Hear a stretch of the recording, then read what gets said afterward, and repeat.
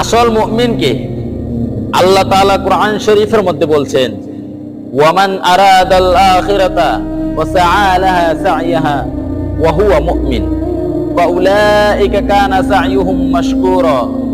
আল্লাহ তাআলা কোরআনের মধ্যে বলছেন, যিনি নাকি আখিরাতের চিন্তা করে এবং কি ওই আখিরাতের জন্য চেষ্টা করে, প্রস্তুতি করে, ওই ব্যক্তি হয়েছে মুমিন। আর আল্লাহ তাআলা বলছেন, ফাউলাইকা কানা সা'য়ুহুম মাশকুরা, আর ওই ব্যক্তির সমস্ত চেষ্টাকে প্রতিদান ও কৃতজ্ঞতা স্বরূপ দেওয়া হবে। যে আখিরাতের চিন্তা করে, ঈমানবিহীন কোনো আমল হয় না। সর্বপ্রথম আপনার দরকারি হচ্ছে ঈমান।